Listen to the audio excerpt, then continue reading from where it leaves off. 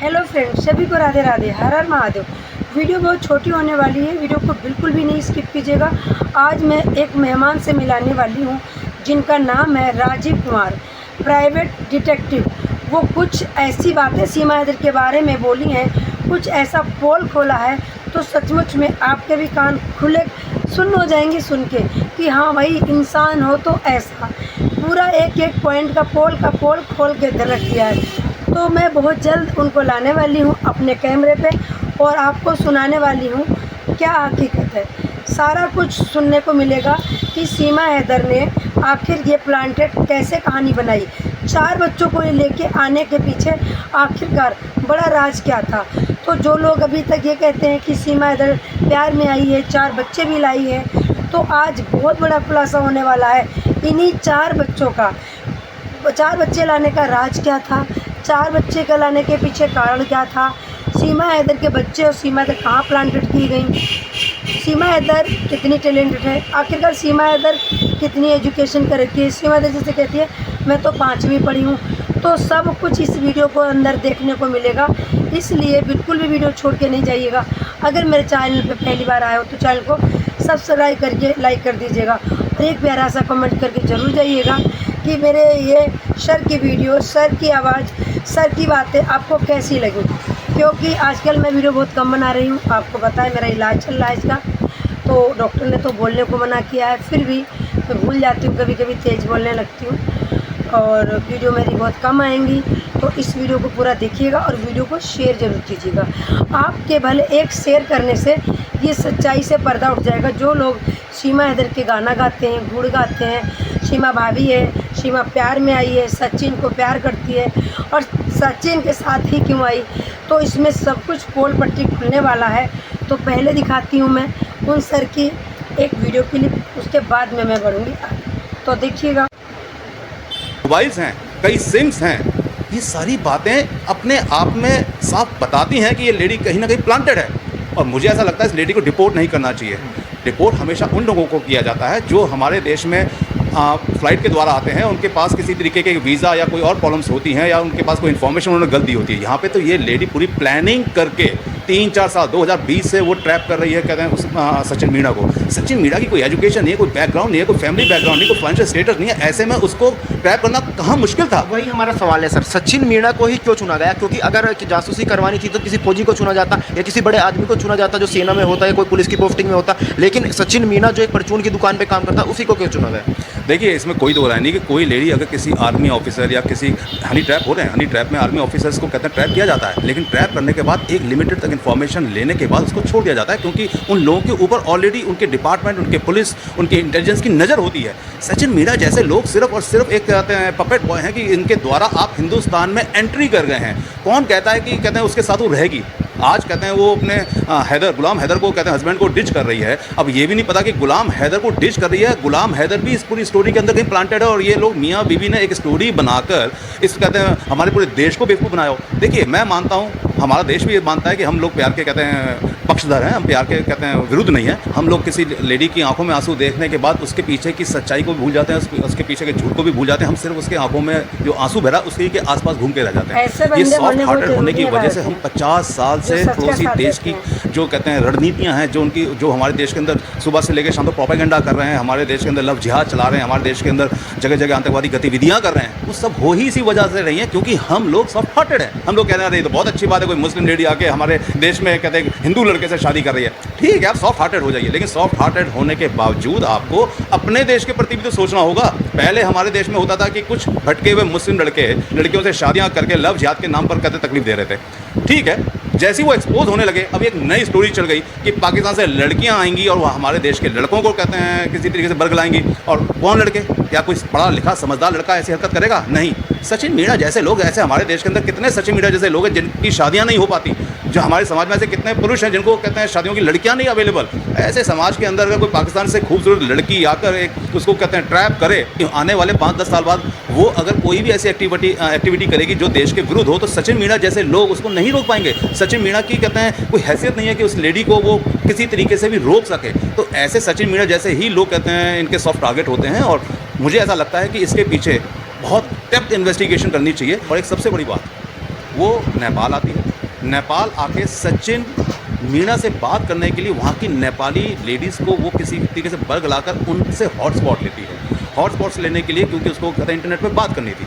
ये अपने आप में बहुत संगीन कहते हैं इन्वेस्टिगेशन, मतलब बहुत डेप्थ में जाना पड़ेगा कि उसने ऐसा क्यों किया, क्योंकि उसके पास अपने सिम थे, अपने मोबाइल थे, वो तो अपना हॉटस्पॉट ले सकती थी।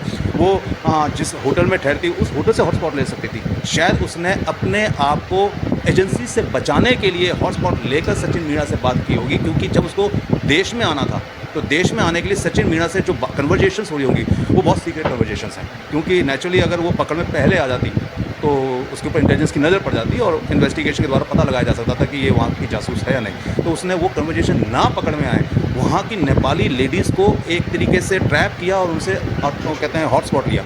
जो लेडी अनपढ़ हो, पाकिस्तान जैसे समाज में पली बड़ी हुई हो, जिसके हस्बैंड एक छोटी सी नौकरी करके वहाँ से पैसा भेजते हैं, वो इतना बड़ा कहते हैं गेम प्लान अकेले तो नहीं कर सकती। हमें ऐसा लगता है कि उसके पीछे इंटेलिजेंस एजेंसीज़ का तो हाथ है ही, क्योंकि दुबई जाना, दुबई से नेपाल आना और नेपाल से फिर अपने हस्बैंड को हॉटस्पॉट लोगों के लेकर ट्रैप करके लोगों को उनके हॉटस्पॉट लेके बात करना, ये सारी चीज़ें हमेशा और कहते इशारा कर रही हैं कहीं ना कुछ ज़्यादा फिश है, जिससे इसको क्लीन चिट तो नहीं दी जा सकती। और सबसे बड़ी बात यह कि उसकी शादी इलीगल है। भाई जब गुलाम हैदर ने, कल मैं जब टीवी चैनल्स पे था तो टीवी चैनल्स पे हमारी आमने सामने बात हो रही थी, कहते हैं सीमा हैदर से और गुलाम हैदर से, तो उनसे जब बात हुई तो गुलाम हैदर ने कहा मैंने आपको डाइवोर्स नहीं दिया, तो उसने कहा कि मैंने आपसे डाइवोर्स लिया था, आपने दिया नहीं, मैं अब दोबारा बोलती हूँ निकाह कहते हैं तलाक तलाक तलाक। तो हिंदुस्तान में तो ये 3 तलाक कब के ख़त्म हो चुके, मोदी ने कब के ख़त्म कर दिए हैं, तो ये वैसे ही वैलिड नहीं है। तो इसका मतलब उसके पास अगर कोई सच्चा कोई ऐसा पेपर होता जो वैलिड पेपर होता तलाक का, तो वो साथ में लेकर आई होती और वो आज दिखा रही होती मीडिया को कि देखो जी मेरा वैलिड पेपर है, मेरा तलाक गुलाम हैदर से हो चुका है और मैंने पोखरा में जाके कहते हैं इस लड़के से शादी कर ली और मेरी शादी वैलिड है। तो जब शादी वैलिड नहीं है, आपका इलीगल माइग्रेंट है, तो आपको तो डिपोर्ट होना ही होगा, आपको तो जेल जाना ही होगा।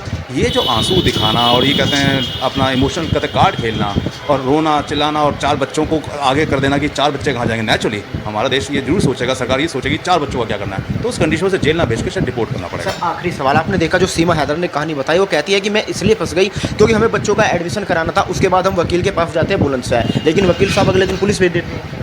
देखो वकील साहब ने तो बहुत अच्छा किया। वकील साहब अगर ऐसा नहीं करते तो उसकी मदद के नाम पर कहते हैं कहीं ना कहीं वो भी अरेस्ट होते। और सबसे बड़ी बात है कि हमारे देश के अंदर एक स्पेशलिटी है कि अगर पाकिस्तान से जब हम कोई बात करते हैं, पाकिस्तान के किसी व्यक्ति से हम बात करते हैं तो हम थोड़ा सा अलर्ट हो जाते हैं और 10% होशियार हो जाते हैं। तो ऐसे में वकील साहब ने तो बहुत सही किया जहाँ तक मैं समझता हूँ। लेकिन ये भी समझना है कि आपने स्कूल में एडमिशन लेना है, आपने ये सब करना, हमें सब समझ में आ रहा है कि आप यहाँ के परिवेश के अंदर, हिंदू समाज के अंदर अच्छी तरह स्टेबल होना चाहती हैं और स्टैब्लिश होने के लिए आपको एक आदमी चाहिए था, आपने वो चुन लिया। वो राजा जी, आप लोगों ने इन सर की बातें तो सुनी होगी, समझ में भी बहुत कुछ आया होगा कि वो क्या एक एक पॉइंट पे बात कर रहे थे और ये पॉइंट क्या AP सिंह को नहीं समझ में आता, क्या ये पॉइंट हमारी सरकार को समझ में नहीं आता। यही पॉइंट समझने की बात है और कुछ भी नहीं कि ये 4 बच्चे क्यों लाई थी। उन्होंने सब कुछ समझा दिया कि 4 बच्चे इसलिए लाई थी कि 4 बच्चे रहेंगे तो हमें कोई भी जेल में नहीं डालेगा। फिर जो माइक उसने क्या मीडिया वाले ने पूछा कि अगर उसको वो जासूस होती तो फिर सचिन को क्यों प्यार में फंसाती, आर्मी वाले को नहीं फंसाती। तो उन्होंने क्या बोला कि आर्मी वाले को अगर फंसाती तो उनको पता है लव जिहाद में बहुत जल्दी पकड़े जाते ये लोग, और वो थोड़ी बहुत ही जानकारी जुटा पाती, बहुत सारी जानकारी नहीं जुटा पाती।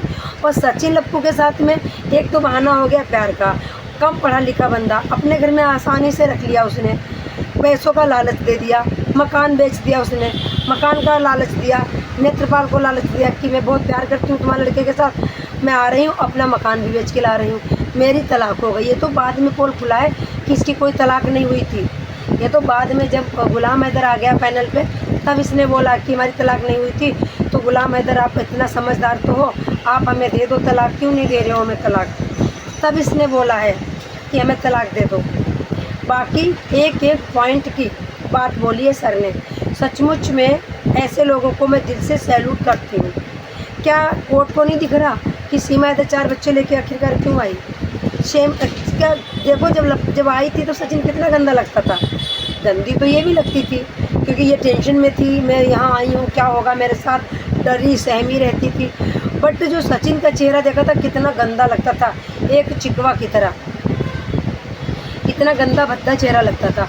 इसे और जो सीमा हैदर कहती है हम पढ़ी लिखी नहीं, सर ने ये वाली बात बोली कि ये कहती है हम पढ़ी लिखी नहीं है, पूरा सॉफ्टवेयर चेंज कर देती है, पूरे कंप्यूटर के पार्ट जानती है। और इतनी बड़ी बात उन्होंने ये भी बोली कि जब बस में थी, नेपाल में थी, उतरने वाली थी, तो एक नेपाली लड़की का पोस्ट स्पॉट लेके इसने फ़ोन पे बात करी कि ताकि मैं पकड़ी नहीं जाऊँ, किसी का पता ना चले कि मैं कहाँ से हूँ। होस्ट स्पॉट से बात करी, व्हाट्सएप कॉल करी इसने। तो कहीं ना कहीं महिला बहुत तेज़ है, कि सचमुच में जासूस है।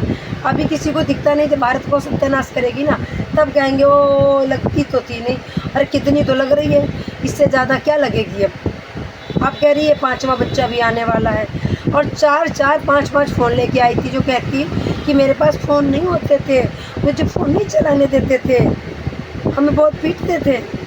तो ना इसको कोई पीटता था, और गुलाम हैदर कहीं ना कहीं इसको बहुत प्यार करता था। जैसे जैसे ये बोलती थी वैसे वैसे वो करता था, वही इसकी गलती है। गुलाम हैदर की सिर्फ वही गलती है कि जैसे जैसे सीमा हैदर कहती रही और वैसे वैसे गुलाम हैदर करते चले गए। उस आदमी का मकान भी, सारे पैसे इसको बेचता था, मकान ख़रीदा भी इसने और बेच भी इसी ने दिया। 4 बच्चे लेके 3 कंट्री पार करके आ गई। ये अनपढ़ कमा रहा है और ये बहुत ही टैलेंटेड है। और कहती है कि वहाँ पे बहुत बंदिश में रखी जाती थी बहुएं, बाहर नहीं निकलने दिया जाता था, और यहाँ पीछे चुन्नी डाल के आगे से सारा खोल के यूँ ही घूमती है, रोडों पे घूमती है। जब कोई भी बंदी शुरू से नहीं अगर बाहर निकली होगी तो वो यहाँ भी बाहर नहीं निकल पाएगी, बिल्कुल भी नहीं निकल पाएगी। तो ये महिला झूठी है। तो मेरे भाई वीडियो कैसी लगी कमेंट करके ज़रूर बताइएगा। फिर मिलेंगे नेक्स्ट वीडियो में, तब तक के लिए सभी को राधे राधे, हर हर महादेव। गलती के लिए क्षमा याचना। वीडियो को ज़रूर शेयर करना, ज़्यादा से ज़्यादा शेयर करना, और अभी तक मेरी वीडियो को लाइक नहीं किया तो लाइक कर दो, और चैनल पे पहली बार आए हो तो चैनल को सब्सक्राइब भी कर दो। फिर मिलते हैं, सभी को राधे राधे, शुभ रात्रि।